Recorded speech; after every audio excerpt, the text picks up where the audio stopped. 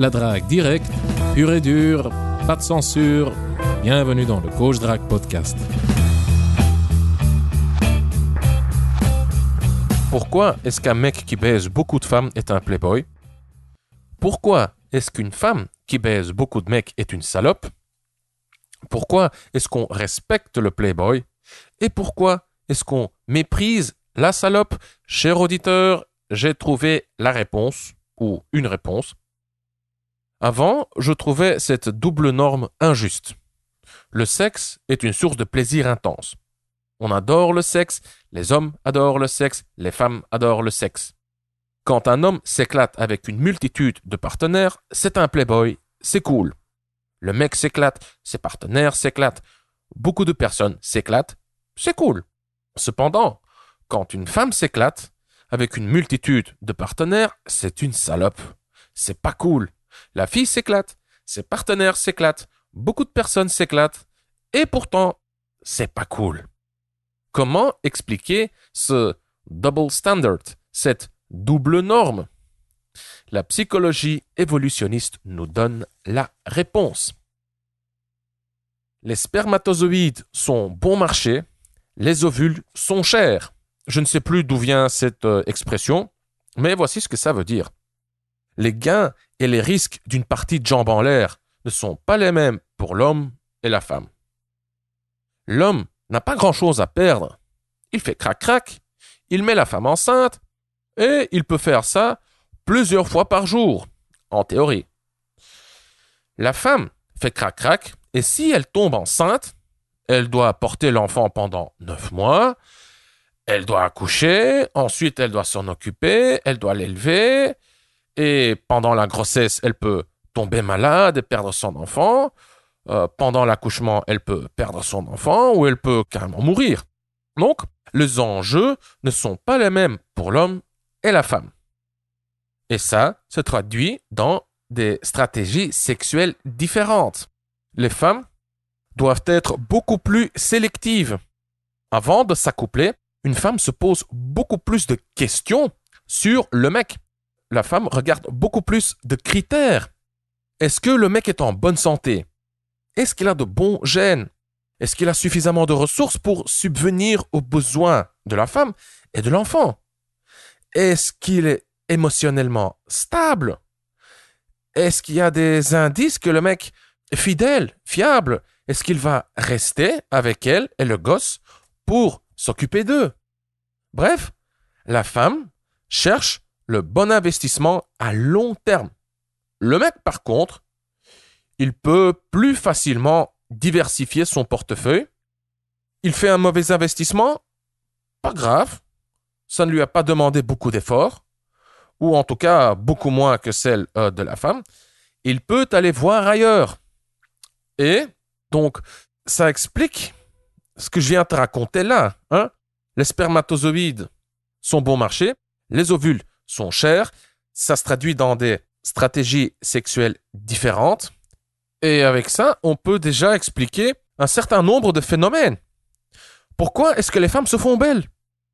Pour attirer les meilleurs mâles. Pourquoi les femmes donnent du fil à retordre aux hommes? Pour tester leur degré d'investissement.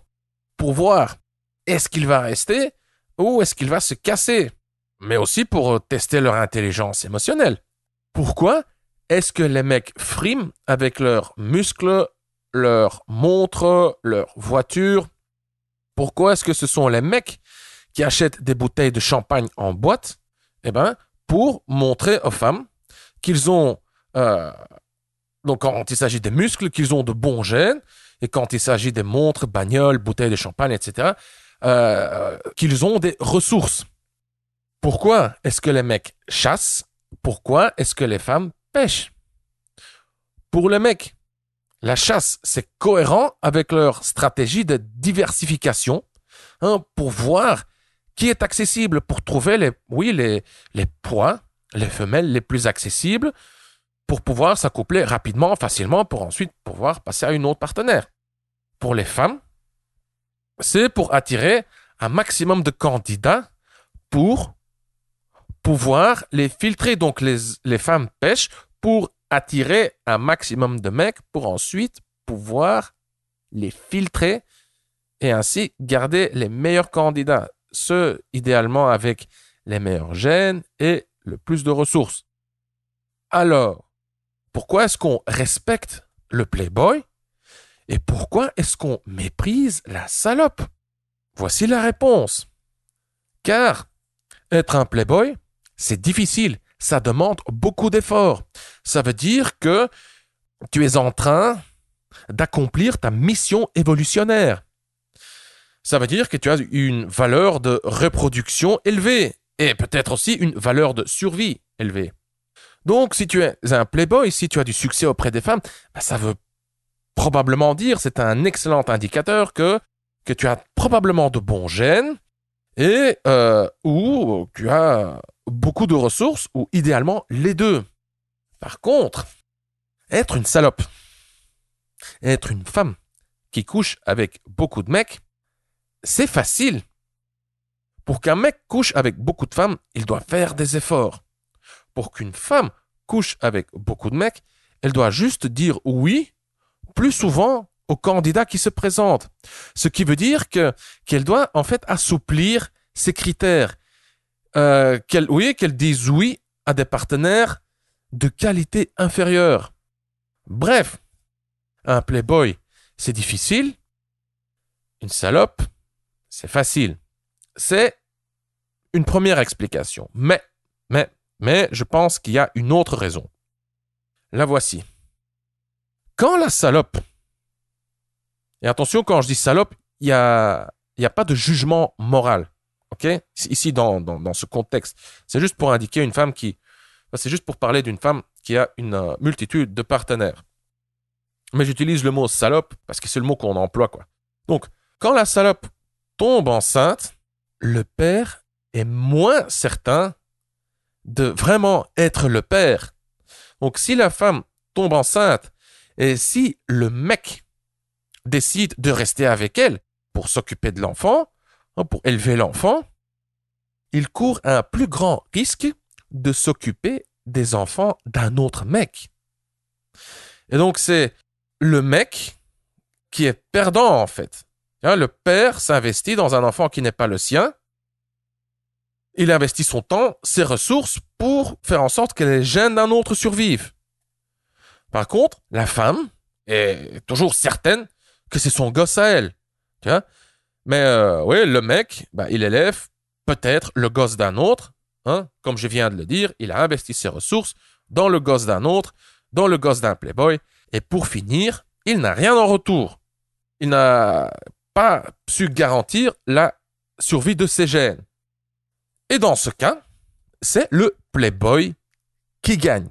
Il a mis une femme enceinte et il profite des ressources d'un autre. Donc, ses gènes survivent avec un minimum d'effort. Mais, à mon sens, il y a encore une explication. La voici. La salope représente une menace pour les autres femmes. Une femme qui réussit à fidéliser son homme, et si maintenant la salope réussissait à séduire cet homme, tu vois, si la salope tombait enceinte de cet homme, et si cet homme tombait amoureux de la salope, et s'il décidait de rester avec la salope, voilà, donc les autres femmes perçoivent la salope comme une menace, car avec une salope, il y a un plus grand risque qu'elle pique les hommes des autres femmes. Voilà. Donc, pour résumer, playboy, difficile, salope, facile, salope, risque pour le mec de s'investir dans le gosse d'un autre, salope, menace pour les autres femmes. Voilà. Je me dois, cher auditeur, de préciser que ceci est une théorie simplifiée. Une partie de ce que je viens de te raconter, ça vient de moi, c'est purement le fruit de ma réflexion. Donc, il se peut que je sois complètement à côté de la plaque, même si tout ce que je viens de te dire, ça fait sens au premier abord. Et je sais aussi qu'il y a des arguments évolutionnaires pour les stratégies inverses. Donc, pour la promiscuité féminine, et pour la stratégie plus sélective de l'homme, la stratégie à long terme. Donc, pour les hommes, ça a aussi des bénéfices de s'investir dans une partenaire à long terme. Donc, il faut nuancer. Et il faut aussi tenir compte de l'environnement et de la disponibilité des ressources. Les stratégies sexuelles changent aussi en fonction de l'environnement et des ressources disponibles dans cet environnement. Voilà, cher auditeur, j'espère que ça t'a plu. Maintenant, un autre truc, je suis en train de bosser sur Tu la veux, tu l'auras 2.0. Tu la veux, tu l'auras 1.0, celui qui est en vente maintenant, est un guide pour le mec qui souhaite séduire la fille qui lui plaît, mais qui n'y arrive pas. Le mec se cogne la tête contre le mur, il essaie plein de trucs, mais ouais, la fille ne mord pas à l'hameçon. Le mec ne sait pas s'il doit exprimer ses sentiments ou pas. S'il décide d'exprimer ses sentiments, comment faire? Est-ce qu'il doit le faire directement? Est-ce qu'il doit lui dire? Est-ce qu'il doit le faire par Facebook, par texto, via WhatsApp? Il est un peu perdu, ou même très perdu. Il est frustré, il sait pas quoi faire, il est perdu, il sait pas si la fille est intéressée ou pas. Elle envoie des signes ambigus. Qu'est-ce que ces signes veulent dire? Pourquoi est-ce qu'elle me repousse? Pourquoi est-ce qu'elle est gentille? Parfois elle dit oui, parfois elle dit non. J'y comprends rien. Et le mec, donc, il ne sait pas quoi faire. Est-ce qu'il doit y aller cash? Est-ce qu'il doit foncer? Est-ce qu'il doit s'y prendre lentement et doucement pour ne pas la brusquer? Donc, je réponds à toutes ces questions dans Tu la veux, tu l'auras.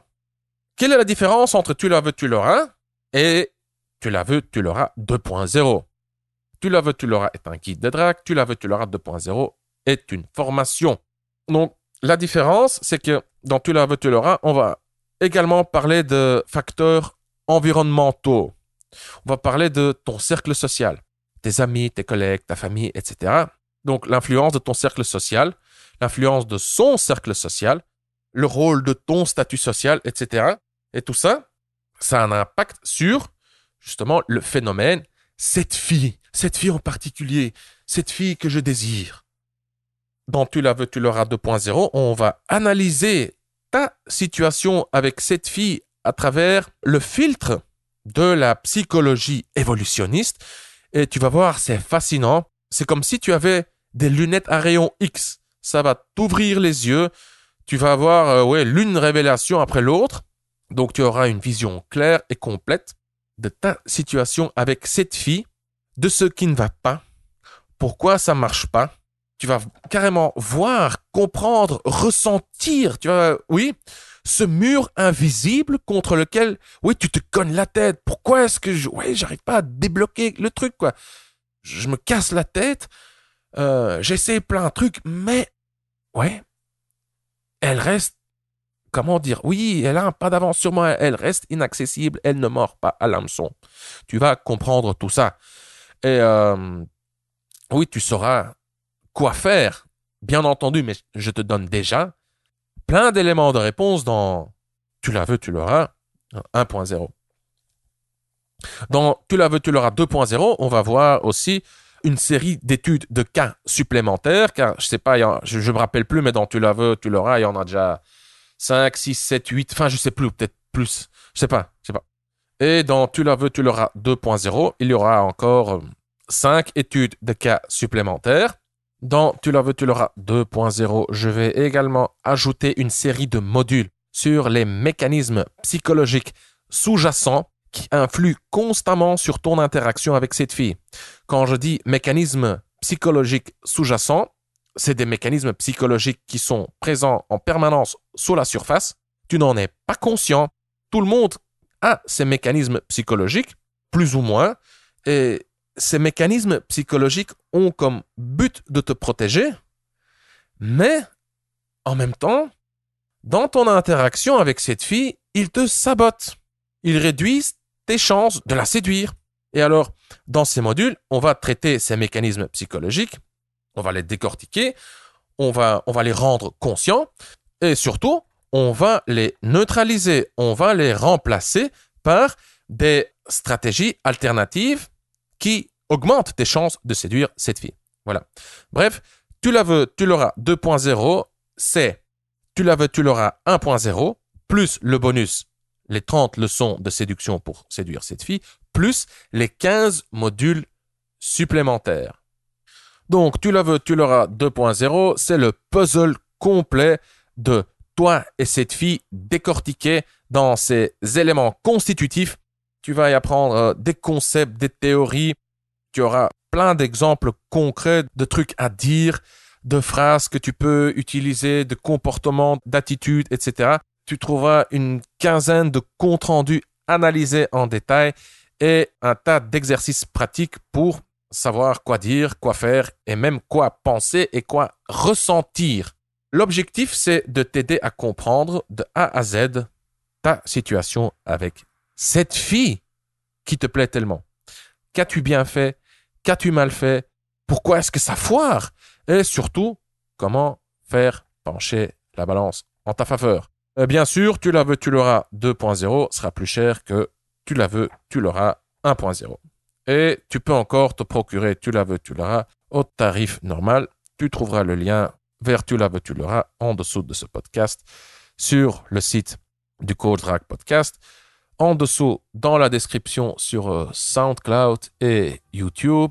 Et dans iTunes, sur ton smartphone, quand tu cliques sur la vignette, dans l'appli pour écouter les podcasts, tu trouveras également le lien. Je suis Consti de CoachDrag.com. Merci d'avoir écouté le Coach Drag Podcast. On se voit dans le prochain épisode. Bonne drague.